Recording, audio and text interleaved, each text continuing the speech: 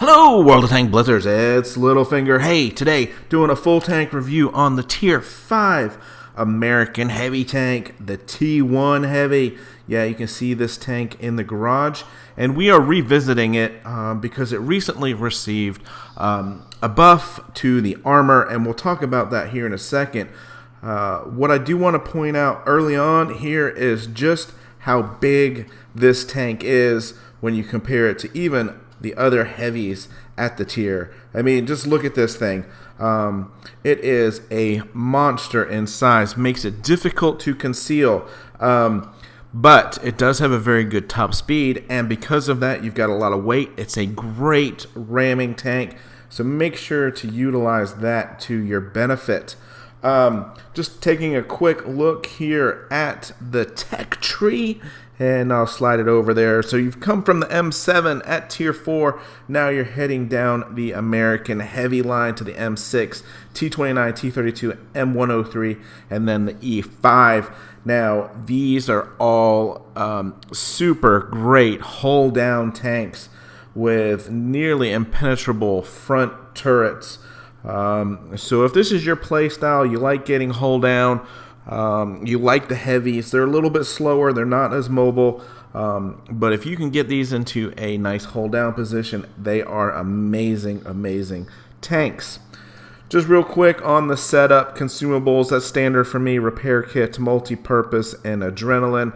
Provisions, you can only run 2 with Tier 5 tanks now: can of cola and standard fuel. Ammunition, you can see here, 47, 15, and 10.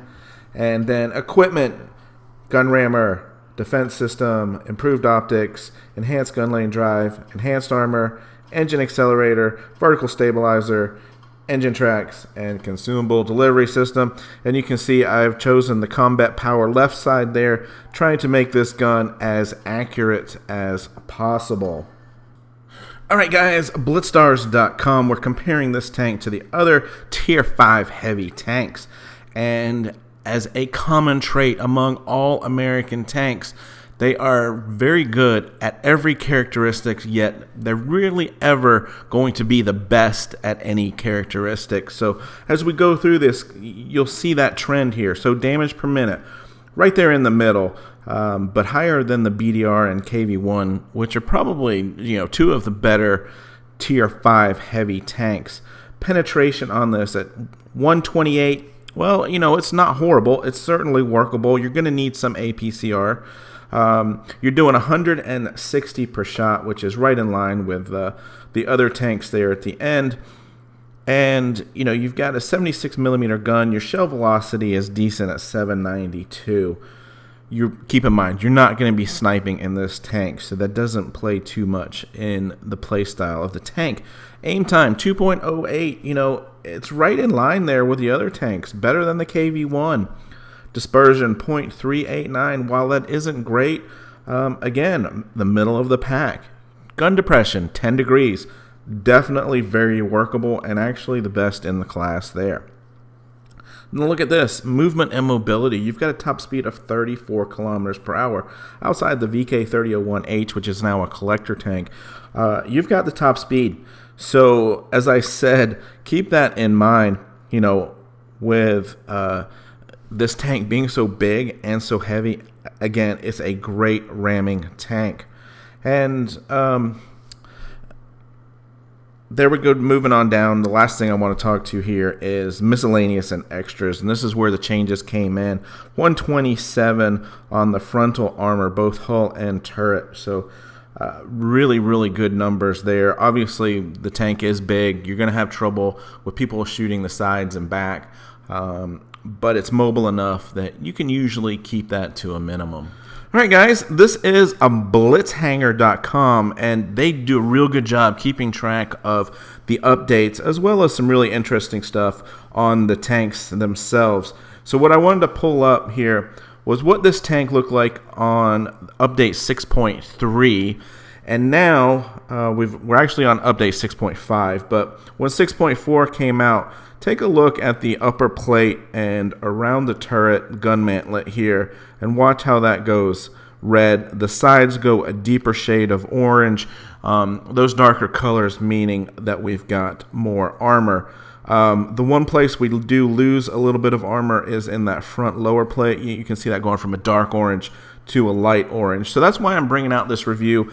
We're going to see how these changes affect the playstyle and the dominance of this tank on the battlefield. Alright guys, first game, Yamato Harbor, Supremacy mode, and you can see that I am bottom tier. Now, this game is by far not a super high damage game or anything like that, but I put this game first just to show you some of the challenges that you can have with this gun. Obviously, we're sped up here, but we're 35 kilometers per hour. We're straight into sea before they are, spotted up. And now, because I was in the middle of capping, I decided not to pull forward and take the risk of getting shot. Now that we've got the base, I can try to side scrape here, and we put that shot in, obviously doing no damage. Now that is a VK tier 6 heavy tank, and we're going to have trouble penning him. So we're just trying to find an angle here that will work, that'll give us shots in on target, and obviously much easier to pen the medium tank. So 2 shots in, and we're just using this hard cover to side scrape off as much as possible. Again, keep in mind, you want to hide that lower plate if you can. God, that guy's turret went flying. Shot into that front lower plate, bounces. Look at that red. We track him there, no damage. He's got too much of the side there. Another shot into the wheel, and we do get some damage on that shot, but we're going to come back in here and try that again. No damage. So you can see we've bounced a couple shots. Now we've got the SU in our sights, and he turns just enough to give us that front lower plate, and of course we bounce there. He's taken out. The game is quickly wrapping up, and we only have 475 in damage because we've bounced over half of our shots. So I knew I was exposed there, so I didn't want to pull out. That Nashorn actually shot the side of the building. So now I'm making sure that this one goes in. I wait, get that aimed in. We've got time for one more shot on the Nashorn, aiming above those sandbags with HE, and what do you know, it goes low into the sandbag. So you can see, if you're rushing shots, that you are going to have problems with this tank. So we only did 619 in damage. It's almost embarrassing. But again, over half those shots bounced or didn't go on target. So here we are, top tier on mines. And, getting back to this gun and the dispersion, well, when you're top tier, you don't have to worry about it near as much. You can be more patient because most tanks are going to have a tough time penning you. And, for them to get up close and get your sides and get behind you, they're typically going to have to be pretty close.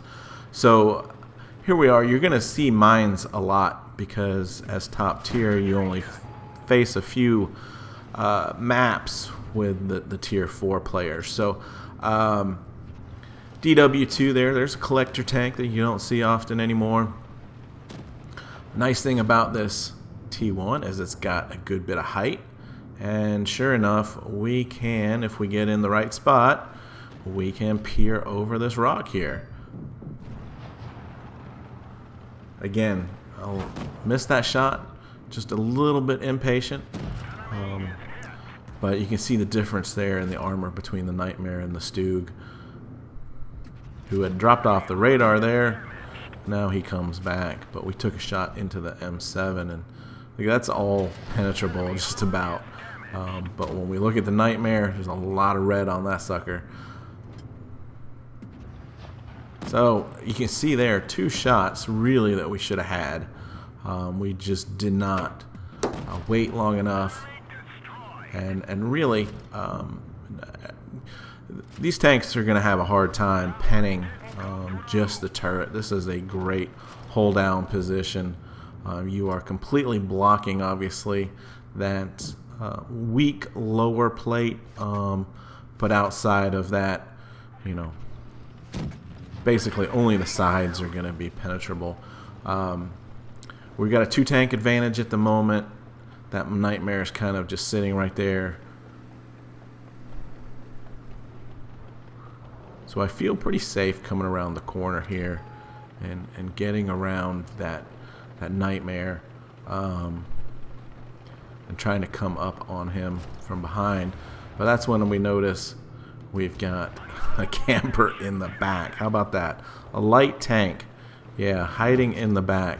Now, my job here is basically just to try to keep him in front of me. That's obviously not going to happen at this point because we've got this Nightmare, and I bounced another shot on him. But here we go. Here is the ramming capability of this tank. So there was the ram kill on the Nightmare, and for whatever reason, AMX is going to charge me. That's, you know, that's so easy. Again, shooting on the move, pretty bad result there. Get one lucky one,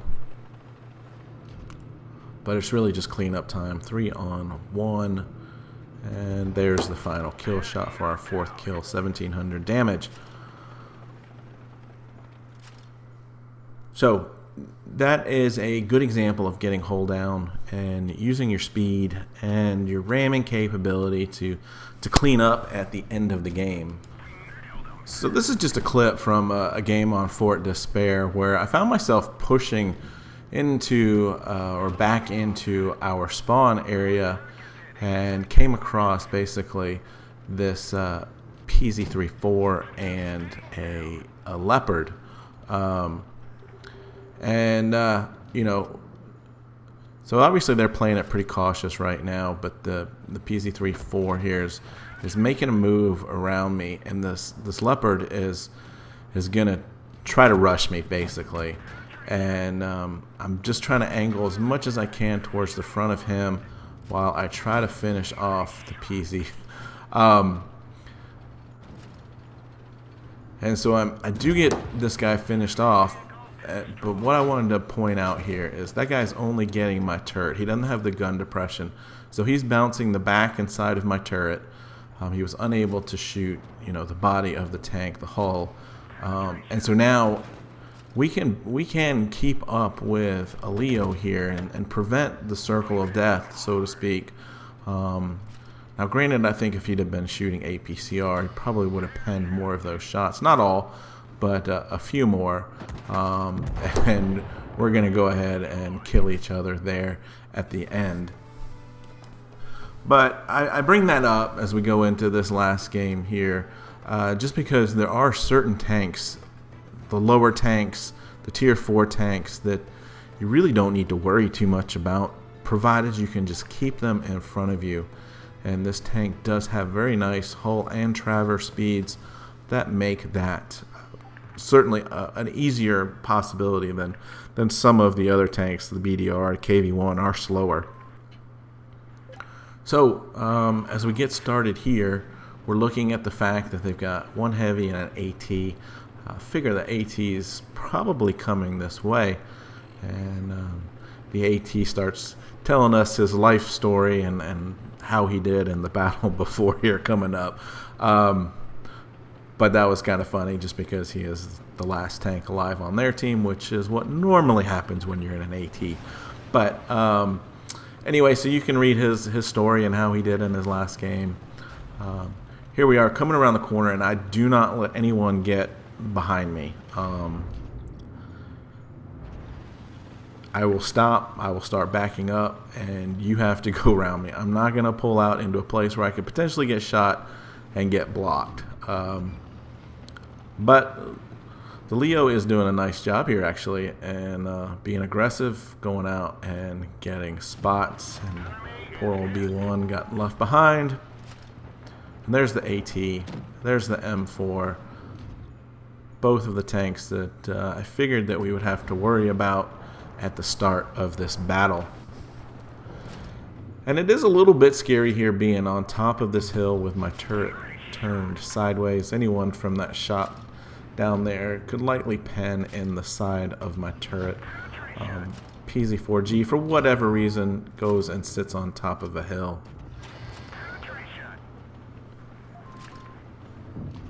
And you can see, even in this position that I'm in, I take my shot, I back down, and roll back forward. And, you know, basically that's protecting me. It's putting a steeper angle on my tank, making it harder to pen if anyone shoots me. But as of right now, you know, I've been spotted, but I'm probably not spotted now. And since half of our team's gone that side and nobody is spotted, I figured that they must be going around the other side. And sure enough, here are two of their tanks, and this is an even match right now. So I get a shot into their Lago. However, our Lago here is completely focused in on those tanks on the far side of the map, unaware that we've got two tanks about to push on us. So I'm just trying to figure out what side these guys are going to peek around. Here they are. They've come together, and luckily for me, they're taking shots at that other Lago who has dropped down or will drop down here in a second. But as you can see, we are bouncing some shots. Now's my time to get in here. Look at that, he did 6 damage. What the heck, dude? 6 damage here. We're going to come in here and do about 70 on the Ram. Finish off the Crusader. And you see how we're playing this rock. We're using this as hard cover, not making it easy for him to get shots in. It's 2-on-2 right now. And, you know, I've done fairly well not to take too much in damage. Of course, the AT is still alive, and so is their M4. My partner is on life support, as you saw, and he's going to go rush off and hide in the waterfall back there.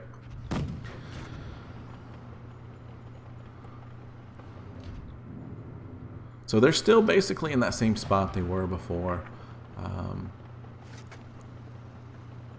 So I'm just going to be a little bit patient here, see what the A20 does. I want him close to me. I don't mind him being back there. He just needs to support me when I do move in case I get into a situation where they're both guns are on me. I need him to start doing damage while I've got them distracted. And as you can see here, you know, for a heavy tank, it moves really well. We can get in the hills. We can use our gun depression. I didn't really show that too much in these videos. But this AT's got some tough armor. And it looks like it was pinnable underneath. But I guess just the sheer angle of that is going to make it so it can't pen. And so now, you know, I've decided to come this way because I know that M4 was over there. I don't want to get in between the two of them. I want to make this AT crest over this hill and use his slow speed to come at me.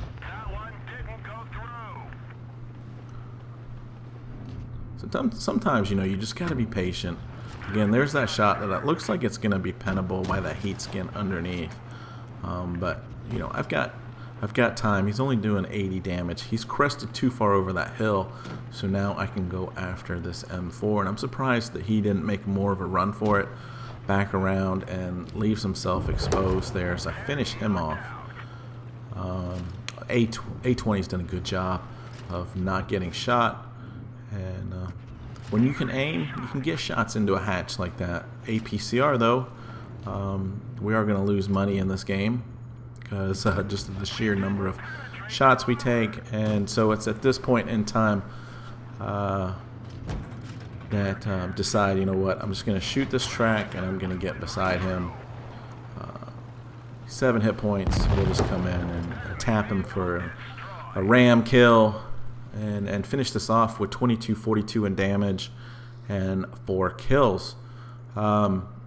So I think that shows a lot of the characteristics of this tank. It is certainly a beast at top tier. Most tanks are going to have a lot of difficulty penning you. However, due to just the accuracy of the gun, it does struggle at times being bottom tier. So make sure you're using your hard cover. Make sure you're using that 10 degrees of gun depression, and just be a little bit more patient with the aim time, and realize that you have to sacrifice that in order to have accurate shots. So that is my updated review of the T1 with this new armor, and I do think it's quite interesting. Now we're seeing the Nightmare come back, which is basically the Stug with a derp gun.